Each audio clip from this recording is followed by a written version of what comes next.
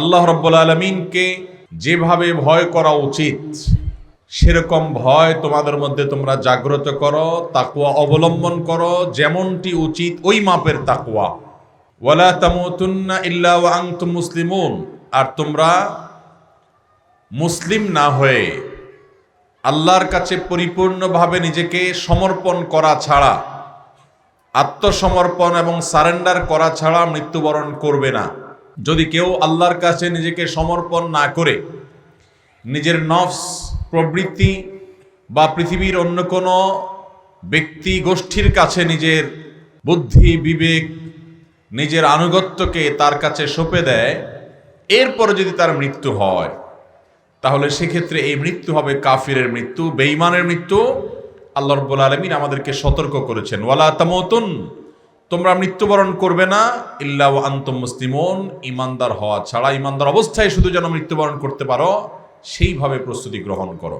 আল্লাহ তাআলা আমাদের সবাইকে আল্লাহর কাছে আত্মসমর্পণ করে পরিপূর্ণভাবে ইসলামে দাখিল হয়ে তারপরে দুনিয়া থেকে যাওয়ার তৌফিক দান করুন। মুহতারাম হাজরিন, ইসলামের সকল বিষয়গুলোকে আমরা দুই ভাগে ভাগ করতে পারি। কিছু আছে করণীয় আর কিছু আছে বর্জনীয়। আল্লাহ রাব্বুল আলামিন কোরআনে হাকিমে আমাদেরকে যত নির্দেশনা দিয়েছেন তার সবগুলোর খোলাসা এবং নির্যাস হলো, কিছু কাজ আমাদেরকে করার নির্দেশ আল্লাহ তাআলা দিয়েছেন, আবার কিছু কাজ ছাড়ার নির্দেশ দিয়েছেন। যেগুলো করার নির্দেশ দিয়েছেন সেগুলো করণীয়, আর যেগুলো ছাড়ার নির্দেশ দিয়েছেন সেগুলো হলো বর্জনীয়। এই করণীয় কাজগুলো করা আর বর্জনীয় কাজগুলো ছাড়া, এই দুইটাকে যখন একত্র করা হবে তার নাম হলো তাকওয়া, তার নাম হলো ইসলামে পরিপূর্ণভাবে দাখিল হওয়া, প্রবেশ করা। এই দুইটার মাধ্যমে আমরা পরিপূর্ণ মুসলমান হতে পারব। আমাদের সমাজে বেশিরভাগ মুসলমানরা আমরা ইসলামের করণীয় কাজগুলোর গুরুত্ব টুকটাক জানি, কিন্তু বর্জনীয় কাজগুলো ছাড়ার গুরুত্ব আমরা এতটা বুঝি না। অথচ তাকওয়া বলতে যা বোঝানো হয় সেটা শুধুমাত্র করণীয় কাজগুলো করা নয়, বরং করণীয় কাজগুলো করার পাশাপাশি অন্যায়, পাপাচার, অপরাধ, গুনাহ এবং হারাম কাজগুলো বর্জনও আমাদেরকে করতে হবে। তা না হলে আমরা কখনো মুসলিম হিসাবে পরিপূর্ণ মুসলমান, পরিপূর্ণ আত্মসমর্পণকারী হতে পারবো না। আল্লাহ রাব্বুল আলামিন আমাদেরকে আল্লাহর সমস্ত আদেশগুলো মানা এবং সকল নিষেধগুলোকে খুঁটে খুঁটে জেনে জেনে সেগুলো থেকে যোজন যোজন দূরে বিরত থাকার, বেঁচে থাকার তৌফিক দান করুন।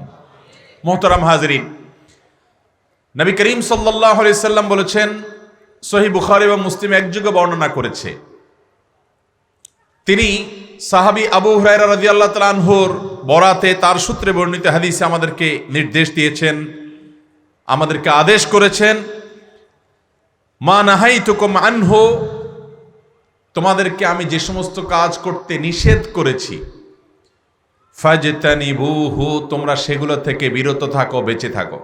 এ হাদিসের দিকে একটু তীক্ষ্ণ দৃষ্টি দেবেন, একটু গভীরভাবে লক্ষ্য করবেন। নবীজি সাল্লাল্লাহু আলাইহি সাল্লাম বলছেন, আমি যা তোমাদেরকে করতে নিষেধ করেছি সেগুলোকে থেকে তোমরা বিরত থাকবে, দূরে থাকবে, বেঁচে থাকবে, নিষিদ্ধগুলো করবে না। এখানে ফুল স্টপ। নিষিদ্ধ কোনো কাজ তোমরা করবে না।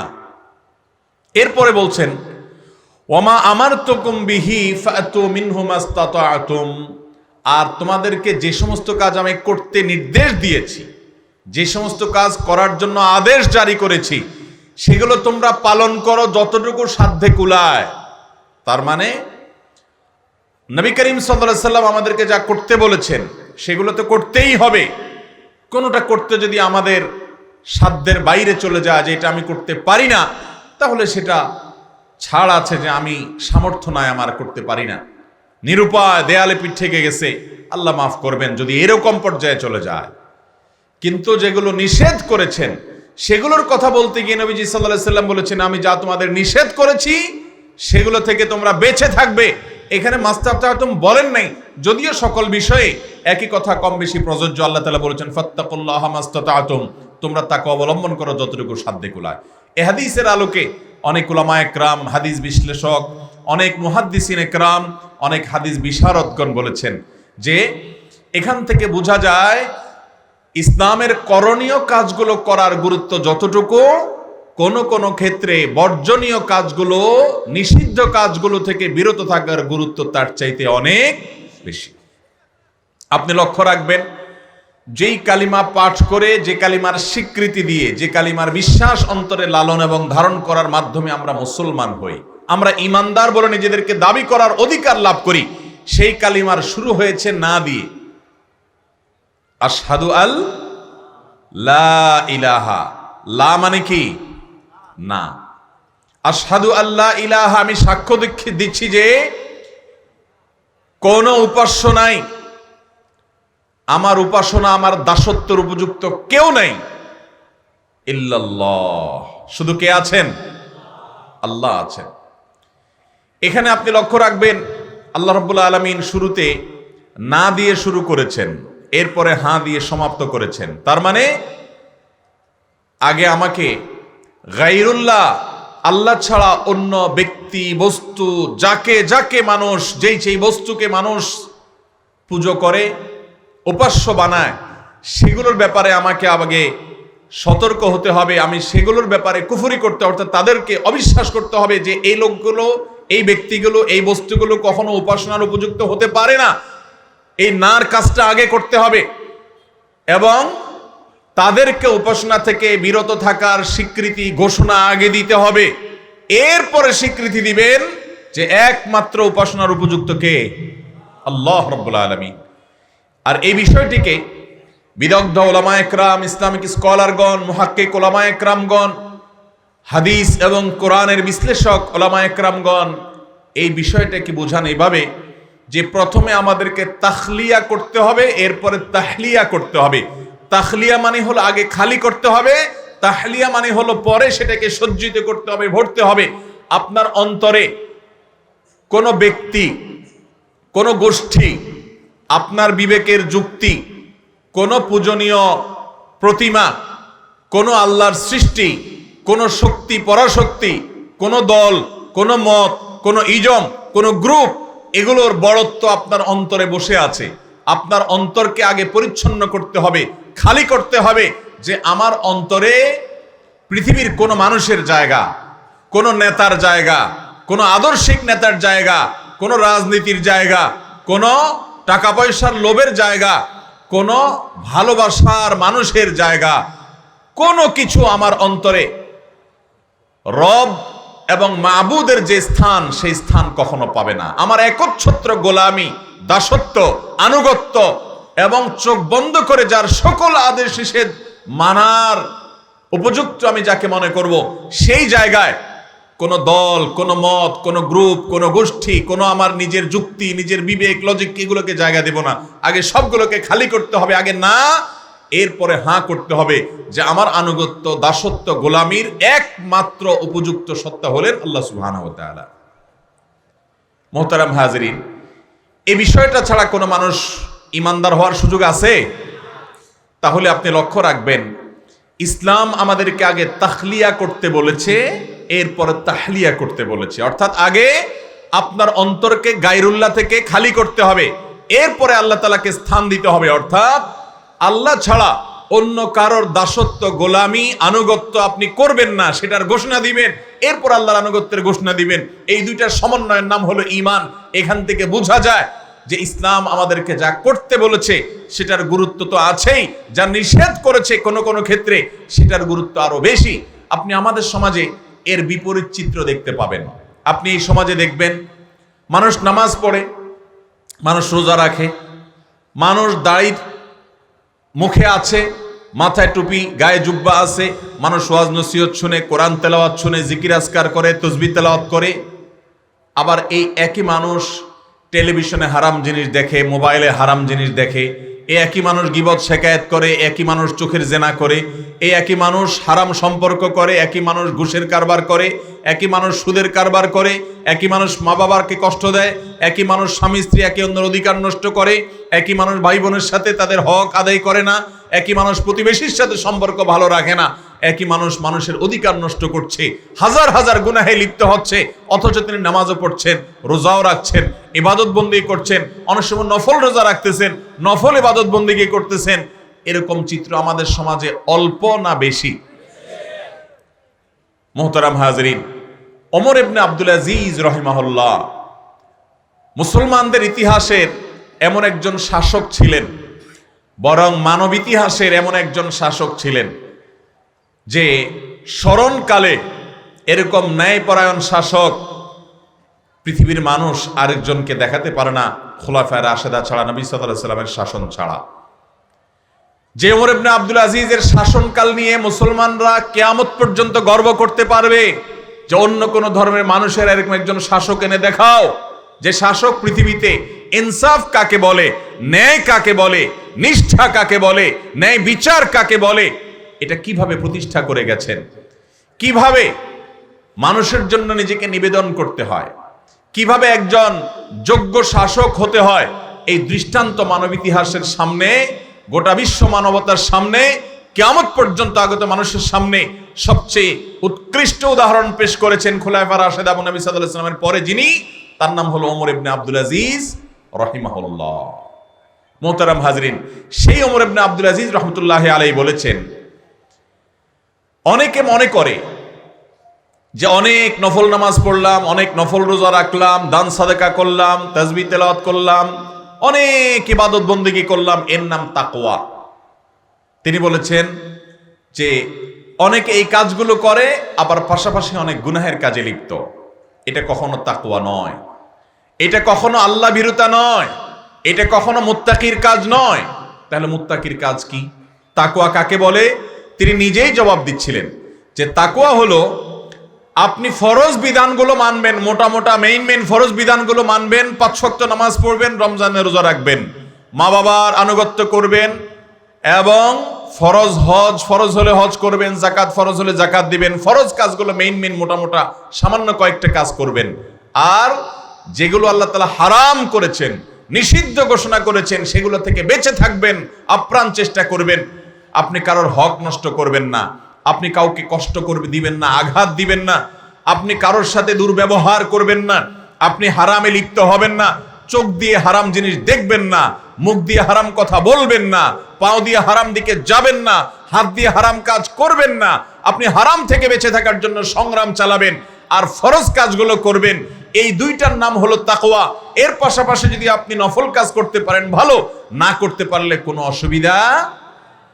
আপনি জীবনে কোনো নফল নামাজ পড়েন নাই, আপনি জীবনে কোনো নফল আমল করেন নাই, এর জন্য আল্লাহর কাছে আপনাকে জবাবদিহি করতে হবে না।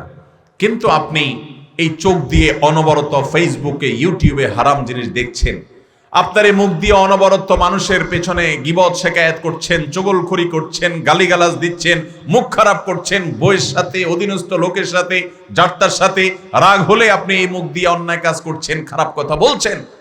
জবাবদিহি করা লাগবে কি লাগবে না? মা ইয়ালফাযু মিন কাওলিন ইল্লা লাদাইহি রাকীবুন আতীদ। আল্লাহ বলছেন এই মুখ দিয়ে এমন কোন শব্দ, এমন কোন বাক্য, এমন কোন অক্ষর উচ্চারিত হয় না যেটি আল্লাহর সংরক্ষণকারী ফেরেশতারা সংরক্ষণ করে না। এই দুই ঠোঁট দিয়ে, আমাদের এই মুখ দিয়ে আমরা যাই বলি, ভাইরা আমার, যেই কোনো কথা আপনি উচ্চারণ করেন সাথে সাথে সেটা সংরক্ষিত হয়ে যায়, লিপিবদ্ধ হয়ে যায়, সেটা নোট হয়ে যায়, কাউন্ট হয়ে যায়। এটা হয় আপনার নেক আমলের পাল্লায় উঠবে, আর না হলে বদ আমলের পাল্লায় উঠবে।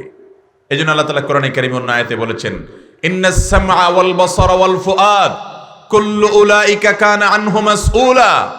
তোমাদের এই চোখ, তোমাদের এই কান, তোমাদের এই চোখ, তোমাদের এই অন্তর, প্রতিটি অঙ্গ সম্পর্কে আল্লাহ জিজ্ঞাসা করবেন, এই চোখ দিয়া জীবনে কি কি দেখেছিলা, পুঙ্খানুপুঙ্খ হিসাব নেওয়া হবে। দুনিয়ার মেশিন ভুল করতে পারে, আল্লাহ রাব্বুল আলামিনের ফেরেশতারা কাউন্ট করতে কোনো কিছু ভুল করবে না। এজন্য কিয়ামতের দিন পাপিষ্ঠ মানুষ, অপরাধী মানুষ, পাপাচারে লিপ্ত মানুষ নিজের প্রতি নিজে অবিচার করা মানুষ, সে দেখবে মা লিহাদাল কিতাব লা ইউগাদিরু সাগীরাতান ওয়ালা কাবীরা ইল্লা আহসাহা। কিয়ামতের দিন সে দেখবে কোথাকার কোন চিপায় কোন অন্ধকারে সামান্য 1 সেকেন্ডের অপরাধ করেছিলাম, কেউ টের পাইনি, আমার নিজেরও মনে ছিল না, সেটাও এখানে লেখা আছে। মা লিহাদাল কিতাব, এটা কেমন আশ্চর্যজনক গ্রন্থ, এটা কেমন দপ্তর যে এখানে আমার জীবনের সব কিছু আছে। লা ইউগাদিরু সাগীরাতান ওয়ালা কাবীরাতান ইল্লা আহসাহা, ছোট বড় এমন কিছু নাই যেটা এর মধ্যে নাই। মুহতারাম হাজরিন, সেই দিন হারাম কাজে লিপ্ত মানুষগুলো প্রত্যেকটা কাজের হিসাব দেওয়া লাগবে। আল্লাহ তাআলা আমাদের সবাইকে হারাম কাজ থেকে বেঁচে থাকার গুরুত্ব বুঝার তৌফিক দান করুন। মুহতারাম হাজরিন, ওমর ইবনে আব্দুল আজিজ রাহিমাহুল্লাহর এই যে কথা, এই কথাটি আপনাকে আমাকে সবসময় মাথায় রাখতে হবে। তাকওয়া অনেক নফল কাজ করার নাম নয়, তাকওয়া অনেক নফল ইবাদতের নাম নয়, নফল দান সাদকা করার নাম নয়। এগুলো তাকওয়া হবে, কিন্তু তাকওয়ার মূল বিষয় হলো ফরজ কাজগুলো করা, হারাম কাজগুলো বেঁচে থাকা। আপনি মোটা দাগে হারাম কাজের তালিকা, ফরজ কাজের তালিকাটা যদি করেন, ফরজ কাজগুলো আপনার জীবনে আছে কিনা, হারাম কাজগুলো থেকে আপনি বেঁচে আছেন কিনা, ব্যাস এই দুইটা জিনিস যদি আপনি ভালো করে দেখেন ঠিকঠাক মতো, এবং এই তালিকা ধরে ধরে যদি আপনি আগান, আল্লাহর খাতে আপনি মুত্তাকি হতে পারবেন, আপনি খাঁটি মুসলমান হতে পারবেন, আপনি আল্লাহর প্রিয় বান্দা হতে পারবেন, এবং আপনি নবী সাল্লাল্লাহু আলাইহি ওয়াসাল্লাম বাতানো দ্বীনের পথে আপনি পরিচালিত হয়েছেন সেই দাবি আপনি করতে পারেন, সেই প্রাউড আপনার ফিল হতে পারে। আল্লাহ তাআলা আমাদের সবাইকে সেরকম মুসলমান হওয়ার তৌফিক দান করুন। আমাদের সমাজে বেশিরভাগ মানুষ ইসলামের করণীয় কাজগুলোর গুরুত্ব আমরা বুঝি, কিন্তু বর্জনীয় কাজগুলো ছাড়ার গুরুত্ব আমরা বুঝি, যার কারণে যেই লোকটা নামাজ পড়ে সেই লোকটা আবার গোপনে গোপনে মোবাইলে হারাম জিনিস দেখে। যে রবের নির্দেশে আপনি নামাজ পড়ছেন, সেই রবের নির্দেশে আপনার চোখের গুনাহ থেকে বাঁচা লাগবে কি লাগবে না? এই জন্য ভাইরা আমার, ওমর ইবনে আব্দুল আজিজ রহমতুল্লাহ আলাইহির এই কথা আমাদের মাথায় রাখতে হবে যে নফল কাজ করতে পারলে ভালো, সেটা তাকওয়া হিসাবে কাউন্ট হবে, কিন্তু তার আগে আমাদেরকে জেনে রাখতে হবে তাকওয়া মূলত বলাই হয় হলো ফরজ কাজ করা, হারাম কাজ ছাড়া। আমার সাথে বলেন, তাকওয়া বলা হয় ফরজ কাজগুলো করা আর হারাম কাজগুলো। মুহতারাম হাজরিন, আবু হুরায়রা রাদিয়াল্লাহু তাআলা আনহু, তার থেকে একটা হাদিস মুসনাদে আহমদে এবং তিরমিজিতে বর্ণিত হয়েছে। তিনি বলেছেন যে নবী আলাইহিস সালাম তাকে হাত ধরে খুব স্নেহ ভরে একবার বলেছেন, ইত্তাকিল মাহারিম। আবু হুরায়রা, তুমি হারাম কাজগুলো খুঁটে খুঁটে খুঁটে খুঁটে জেনে জেনে কোনটা হারাম, সুদ খাওয়া হারাম, ঘুষ খাওয়া হারাম, গালিগালাজ করা হারাম, মানুষকে কষ্ট দেওয়া হারাম, মানুষের অধিকার নষ্ট করা হারাম, চোখ দিয়ে জেনা করা হারাম, মন দিয়ে জেনা করা হারাম, হারাম রিলেশন করা হারাম, এই হারাম এর তালিকা জেনে তুমি হারাম কাজগুলোকে বেছে বেছে বেছে বেছে সেগুলা থেকে বেঁচে থাকো। তোমার আঁচলকে, তোমার দামানকে, তোমার নিজেকে, তোমার অস্তিত্বকে হারাম কাজ থেকে দূরে সরাও। এইটা যদি করতে পারো, ইত্তাকিল মাহারিম, এই কাজটা যদি করতে পারো, তাকুন আবাদান নাস, তুমি এই সব মানুষের মধ্যে, গোটা সমাজের মধ্যে সবচেয়ে বড় ইবাদত গুজার হিসাবে আল্লাহর খাতায় গণ্য হবা, যদি তুমি হারাম থেকে বেঁচে থাকতে পারো। ভাইরা আমার, আমাদের সমাজে সবচেয়ে বেশি ইবাদত গুজার কাকে বলা হয় বলেন তো? আমরা সবচেয়ে বেশি ইবাদত গুজার কাকে বলি? যেই লোকটা মসজিদে ঢুকে সহজে বের হয় না, সারাক্ষণ তসবিহ পড়ে, তাই না? যেই লোকটা সারাক্ষণ নফল নামাজ পড়ে, যেই লোকটা সারাক্ষণ কোরআন তেলাওয়াত করে, যেই লোকটা সারাক্ষণ ইবাদত বন্দেগীতে লিপ্ত, যেই লোকটা সবসময় রোজা রাখে, নফল রোজা, ফরজ রোজা, যেই লোকটা সবসময় তেলাওয়াত মাশগুল, ওয়াজ নসিহত শুনে ভালো কথা বলে, অর্থাৎ করণীয় কাজগুলো যখন মানুষ বেশি পরিমাণে করে, তখন আমরা বলি লোকটা সবচেয়ে বড় ইবাদত গুজার, ঠিক না? অথচ নবীজি সাল্লাল্লাহু আলাইহি সাল্লাম আবু হুরায়রাকে বলছেন, ইত্তাকিল মাহারিম, করণীয় কাজগুলো তো করবে ঠিক আছে, কিন্তু বিশেষ গুরুত্ব দিয়ে হারামগুলো থেকে বেঁচে থাকবে। এইটা যদি করতে পারো, তুমি যত বেশি হারাম থেকে বেঁচে থাকতে পারবে, তুমি আল্লাহর কাছে তাকুন আবাদান নাস, তত বেশি মানুষের মধ্যে সবচেয়ে বড় ইবাদত গুজার হতে পারবে। ভাইরা আমার, তাহলে বোঝা গেল অনেক অধিক পরিমাণে দোয়া জিকির আর আমল করার নাম সবচেয়ে বড় ইবাদত গুজারি নয়। সবচেয়ে বড় ইবাদত গুজার হওয়ার রহস্য ভিন্ন জায়গায়। সেটা কোথায়? হারাম বর্জন করা, অন্যায় কাজ ছাড়া গুনাহের কাজ পরিত্যাগ করার মধ্যে। আল্লাহ তাআলা আমাদের সবাইকে হারাম কাজ বর্জনে গুরুত্ব বুঝার তৌফিক দান করুন। হারাম কাজ থেকে বেঁচে থাকার চেষ্টা করব তো ইনশাআল্লাহ। আমাদের সমাজে ইসলামের করণীয় কাজগুলো করার মানুষ যাও পাওয়া যায়, বর্জনীয় কাজগুলো ছাড়ার মানুষ পাওয়া যায়, অথচ সেটার গুরুত্ব অনেক ক্ষেত্রে করণীয় কাজগুলো করার চাইতে অনেক বেশি। অতএব আমরা খুঁটে খুঁটে আমাদের জীবন থেকে হারামের তালিকা বের করব। আপনি একটা খাতা কলম নিয়ে বসে আপনি হিসেব করেন আপনার দ্বারা কি কি হারাম কাজ হয়। প্রায় মুখ দিয়ে খারাপ কথা বের হয়ে যায়, রাগ হলে গালিগালাজ বের হয়ে যায়। মানুষকে নিয়ে পেছনে সমালোচনা করার বদভ্যাস আছে। একজনের কথা আরেকজনের কাছে লাগিয়ে আরেকজনের কাছে ভালো সেজে মিথ্যা কথা বলে চগলখড়ি করার চরিত্র আছে আমার খারাপ। আপনি লেখেন যে আমি মোবাইলে, ফেসবুকে, ইউটিউবে ওয়াজ শোনার নাম দিয়ে অনেক হারাম জিনিস দেখে মজা নেই, এই বদভ্যাস আছে আমার। আপনি লেখেন আমি টাকার লোভ পাইলে হালাল হারাম বাজ বিচার করি না, চোখ বন্ধ করে অন্ধকারের জগতে আমি হাত দেই এবং হারামের দিকে হাত বাড়াই, বদভ্যাস আছে, লোভ আমার আছে। আমি আরেকজনের টাকা পয়সা, জমি জমা, দুনিয়ার সম্পদ দেখলে ঠিক থাকতে পারি না, আমিও এটার জন্য লোভী হয়ে যাই, পাগল পরা হয়ে যাই। আমার মধ্যে এই রোগটা আছে। তালিকা করেন, তালিকা করার একটা গুরুত্ব আছে ভাই। আপনি যখন তালিকা করে ফেলবেন, কাউকে দেখানোর দরকার নাই, নিজে নিজে দেখেন যে আমার মধ্যে এই 20টা 30টা 35টা হারাম খারাপ জিনিস আছে, নিয়মিত আমি সেগুলো করি, অথচ কোরআনে হাদিসে সেগুলো নিষেধ করা আছে। আমার অন্তরে হিংসা আছে, আমার অন্তরে অহংকার আছে, আমার অন্তরে দুনিয়ার মোহ আছে, আমার অন্তরে আত্মপ্রসাদ আছে। আমি নিজের প্রতি নিজেকে নিজে অনেক বড় কিছু মনে করি, মানুষকে তুচ্ছতাচ্ছিল্য করি, মানুষকে ছোট মনে করি, আমার মধ্যে অনেক বদরোগ আছে। সেগুলো সব তালিকা করেন।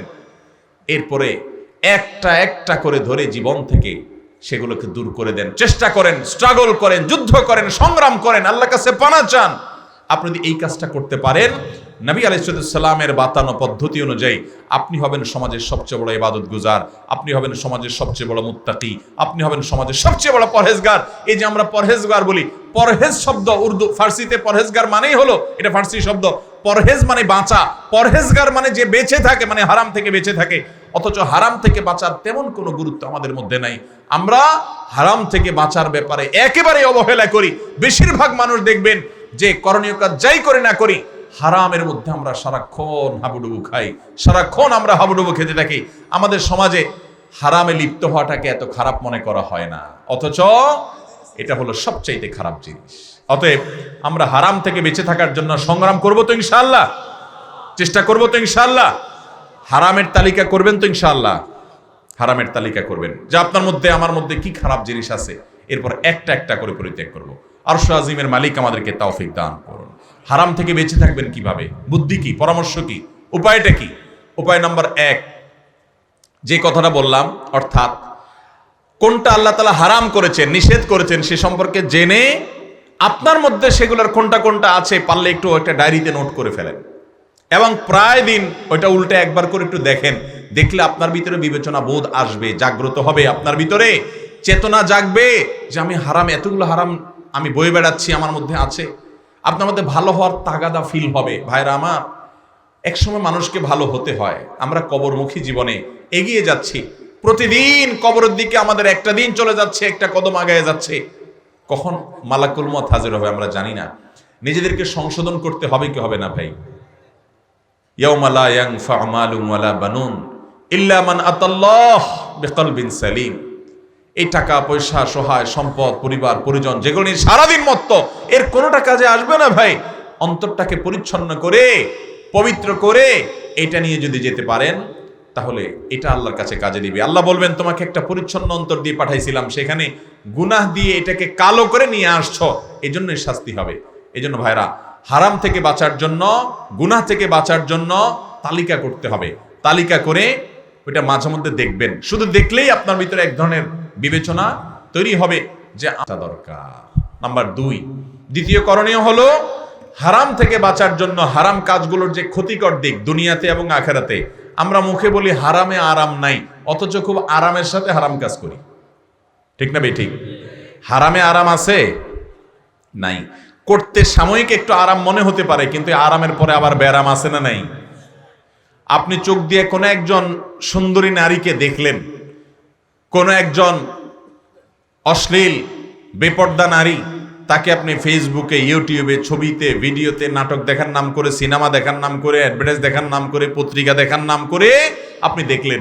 দেখে মনের যত স্বাদ আছে স্বাদ মিটিয়ে আপনি তাকে দেখলেন।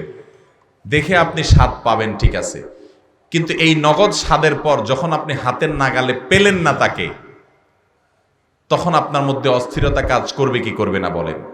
মনের মধ্যে অশান্তি আসবে কি আসবে না? প্রতিটা হারাম কাজ মানুষকে সাময়িক আনন্দ দিলেও স্থায়ীভাবে তাকে বিষাদের মধ্যে ফেলে দেয়। এজন্য হারাম কাজগুলোর ক্ষতিকর দিকগুলো নিয়ে গবেষণা করবেন, স্টাডি করবেন, এবং সেগুলো যত বেশি স্টাডি করবেন হারাম থেকে বাঁচার তাগাদা আপনার ভিতরে তৈরি হবে। নাম্বার 3, হারাম থেকে বাঁচার জন্য আপনি আল্লাহ রাব্বুল আলামিনের কাছে পানাহ চাইবেন। আল্লাহ, আপনি আমাকে তাকওয়া নসিব করেন। আল্লাহ, আপনি আমাকে গুনাহ থেকে বাঁচার তৌফিক দান করেন। আল্লাহুম্মা আতি নাফসি তাকওয়াহা ওয়া যাক্কিহা ওয়া আনতা খায়রু মান যাক্কাহা আনতা ওয়ালিয়্যুহা ওয়া মাওলাহা। আল্লাহুম্মা আতি নাফসি তাকওয়াহা, আল্লাহ আমার প্রবৃত্তিকে, আমার নফসকে, আমাকে আপনি মুত্তাকি হওয়ার তৌফিক দান করেন, হারাম কাজ ছাড়ার তৌফিক দান করেন। ওয়া যাক্কিহা ওয়া আনতা খায়রু মান যাক্কাহা, আমাকে আপনি পরিশুদ্ধ করে দেন, আমাকে আপনি পবিত্র করে দেন গুনাহ থেকে। আল্লাহর কাছে পানাহ চান। আর 4 নম্বর করণীয় হলো হারামের পরিবেশ থেকে বের হয়ে আসেন। কিছু হারাম আছে যেগুলো পরিবেশের কারণে হয়, ওই পরিবেশ থেকে সরে আসবেন, আল্লাহ তাআলা বাঁচার তৌফিক দিবেন। স্মার্টফোনের কারণে হারাম থেকে বাঁচতে পারেন না, এই ফোন ছেড়ে দিয়ে বাটন ফোনে চলে যান। কোনো বন্ধুর কারণে হারাম থেকে বাঁচতে পারেন না, ওই বন্ধুদের দল ত্যাগ করে দেন আল্লাহকে খুশি করবার জন্য। জান্নাতে তো সহজ না ভাই, কাউকে ত্যাগ করতে পারবেন না, কাট করতে পারবেন না, ছাড়তে পারবেন না, পরহেজ করতে পারবেন না, তাকওয়া অবলম্বন করতে পারবেন না, আপনি আল্লাহকে খুশি করবেন আর জান্নাত পাবেন। এটা মায়ের হাতের মোয়ানা ভাই। বুকে হাত দিয়ে বলতে পারবেন জীবনে আল্লাহর জন্য কয়টা স্যাক্রিফাইস করেছেন? বিশাল বন্ধু, তারা ছাড়া বাঁচেন না, কিন্তু তার সাথে থাকলে গীবত হয়, সমালোচনা হয়, মেয়েদের নিয়ে আলাপ সালাপ হয়, ইফটিজিং হয়, হারাম আলাপ হয়। এই জন্য এই বন্ধুদেরকে আল্লাহর জন্য কোরবানি করে দিলাম, কাট করে দিলাম। কোন একটা পরিবেশ, কোন একটা চাকরি, লোভনীয় চাকরি কিন্তু হারাম উপার্জন, আল্লাহকে খুশি করবার জন্য কাট করে দিলাম, ছেড়ে দিলাম, কষ্টে চলে আসলাম, লোভ ছেড়ে কষ্টের জীবন যাপন করলাম। এরকম জীবনে কয়টা স্যাক্রিফাইস করার তৌফিক হয়েছে? ফজরের সময় উঠতে কষ্ট হয়, কনকনে শীত, আরামের ঘুম রেখে উঠতে মনে চায় না, আল্লাহকে খুশি করবার জন্য আরাম ত্যাগ করে দিলাম, কষ্ট সহ্য করে নিলাম, ত্যাগ করলাম। এই ত্যাগগুলোর বিনিময়ে কিন্তু জান্নাত পাওয়া যাবে। নবী সাল্লাল্লাহু আলাইহি সাল্লাম বলেছেন, হুফফাতিল জান্নাতু বিল মাকারিহ, জান্নাতের চতুর্পাশকে কষ্টদায়ক কাজ দিয়ে ঘিরে রাখা হয়েছে। একটা একটা কাজ যেটা করতে কষ্ট হয়, টাকা পয়সার লোভ, ছাড়তে আরাম লাগে না কষ্ট হয়? কথা বলেন। হারাম টাকার লোভ, চাইলে রাতারাতি আঙ্গুল ফুলে কলা গাছ হয়ে যেতে পারেন, কিছুদিনের মধ্যে বড়লোক হয়ে যেতে পারেন, শুধু 2 নম্বর পথে গেলেই হয়। কিন্তু এটা ছেড়ে আপনি যদি হালাল পথে চলেন, তাহলে গরিব হয়ে থাকতে হবে, কষ্ট করে থাকতে হবে, কেউ পাত্তা দিবে না, পুষবে না। এই জীবন যাপন করাটা, হারামের লোভ ছাড়াটা, এটা কষ্টের কাজ না? প্রতিটা হারাম এটা বর্জন করতে কষ্ট হয়। নবী সাল্লাল্লাহু আলাইহি সাল্লাম বলেছেন, হুফফাতিল জান্নাতু বিল মাকারিহ, জান্নাতকে ঘিরে রাখা হয়েছে, এটাকে চতুর্পাশে অসংখ্য এমন কাজ দিয়ে ঘিরে রাখা হয়েছে যে কাজগুলো করতে অনেক কষ্ট হয়। এই কষ্ট করে যে কাজ করলেন, একটা একটা করে বাধা অপসারণ হয়, হতে হতে আপনি জান্নাতের দিকে আগায় যান। এই জন্য আল্লাহর জন্য ত্যাগ করার অভ্যাস গড়ে তুলবো তো ইনশাআল্লাহ, হারাম কাজ বর্জনের মানসিকতা তৈরি করবো তো ইনশাআল্লাহ। এই 4টি পদ্ধতিতে আপনি হারাম কাজ ছাড়তে পারবেন। আবারও বলছি, নাম্বার 1, হারাম কোনগুলো সেগুলো জানেন এবং সেগুলোকে নোট করে ফেলেন, তালিকা করে ফেলেন যে আমার মধ্যে এই হারাম কাজ আছে। মাঝে মধ্যে দেখবেন আপনার ভিতরে এগুলা ছাড়ার আগ্রহ তৈরি হবে। নাম্বার 2, হারাম কাজগুলোর স্পেসিফিক ক্ষতি কি, নির্দিষ্ট করে ক্ষতি কি। চোখের জেনা করলে মনটা অস্থির হয়, পেরেশান হয়, দাম্পত্য জীবনে অশান্তি হয়, দুনিয়া ধ্বংস হয়, আখিরাত তো ধ্বংস হয়। আখিরাতের শাস্তি কি, এগুলো জানেন। যত বেশি প্রতিটা হারাম কাজের ক্ষতিকর দিকগুলো আপনি স্টাডি করবেন কোরআন হাদিসের আলোকে, তত বেশি সেগুলো থেকে বাঁচার তাগাদা আপনার ভিতরে অনুভব হবে। নাম্বার 3, হারামের পরিবেশ থেকে সরে আসতে হবে। যেখানে গেলে চোখের জেনা হয় সেই জায়গাতেই যাওয়া যাবে না। যেই পেজে গেলে চোখের জেনা হয় পেজটাকেই একেবারে আনফলো করে দিতে হবে। যার আইডি থেকে বারবার হারাম জিনিস আসে আপনি বাঁচতে পারেন না, ওই আইডিটাকে ব্লক লিস্টে ফেলে দিতে হবে। আর যদি আপনি ফেসবুকে গেলেই বাঁচতে পারেন না, ইউটিউবে গেলেই বাঁচতে পারেন না, তাহলে এগুলো ডিলিট করে দিতে হবে। আর যদি স্মার্টফোন আছে, ইমোতে, হোয়াটসঅ্যাপে বন্ধু অমুক তমুক কাজে বা জিনিস দেয়, তাহলে প্রয়োজনে এই জিনিসটাকে ত্যাগ করে দিতে হবে। আল্লাহর জন্য এইভাবে ত্যাগ একটা একটা করে করতে করতে আপনি তাকওয়ার পথে এগিয়ে যাবেন। তাহলে হারামের পরিবেশ ছাড়তে হবে, নাম্বার 3। নাম্বার 4, আল্লাহর কাছে দোয়া করতে হবে। আল্লাহুম্মা আতি নাফসি তাকওয়াহা ওয়া যাক্কিহা আনতা খায়রু মান যাক্কাহা। আল্লাহ আমাকে হারাম ছাড়ার তৌফিক দান করেন। মাবুদ, হারাম আমি চাইলে ছাড়তে পারবো না। শয়তান পুরা পৃথিবীটাকে এমন ভাবে সাজিয়েছে, যে শয়তান আমাদের বাবা আদমকে জান্নাত থেকে বের করে দিয়েছে, আমাদের বাবা আদমকে জান্নাত থেকে বের করে দিয়েছে, আমাদেরকে জান্নাত থেকে বের করে দিয়েছে। তার চ্যালেঞ্জই হলো যেন আমরা জান্নাতে যেতে না পারি। এই জন্য শয়তান চ্যালেঞ্জ দিয়েছে কোরআনে, যে হে আল্লাহ, আল্লাহ তাআলার কাছে বলেছেন যে আল্লাহ, আপনার সিরাত মুস্তাকিমের প্রতিটি মোড়ে মোড়ে পথে পথে আমি বসবো, লাআকুদান্না, আমি বসবো, বসে বসে আদম সন্তানদেরকে ঠেকাবো যাতে ওরা ওই দিকে যেতে না পারে জান্নাতের দিকে। তারা আমাদেরকে জাহান্নামের দিকে শয়তান টানে, আমরা তার সাথে সংগ্রাম করে জান্নাতে যাওয়ার চেষ্টা করতে হবে। আরশ আজিমের মালিক জাহান্নাম থেকে বাঁচার জন্য তাকওয়া অবলম্বন করা, হারাম কাজ বর্জন করার মতো ঈমানী শক্তি আমাদের সকলকে দান করুন। তাহলে ভাইরা আমার, সবচেয়ে বড় মুত্তাকি হওয়া, সবচেয়ে বড় ইবাদত গুজার হওয়ার রহস্য নফল আমল করার মধ্যে নয়, জিকির আজকার নফল করার মধ্যে নয়, নফল দান সদকা করার মধ্যে নয়। সবচাইতে বড় ইবাদত গুজার হওয়ার, সবচেয়ে বড় মুত্তাকি হওয়ার রহস্য হলো হারাম কাজ ছাড়ার মধ্যে, বর্জন করার মধ্যে। চেষ্টা করবো তো ইনশাআল্লাহ। আল্লাহ রাব্বুল আলামিন আমাদের সবাইকে সব ধরনের হারাম কাজ বর্জন করার তৌফিক দান করুন। জাযাকুমুল্লাহু খাইরা ওয়া আখিরু দাওয়ানা আলহামদুলিল্লাহি রাব্বিল আলামিন।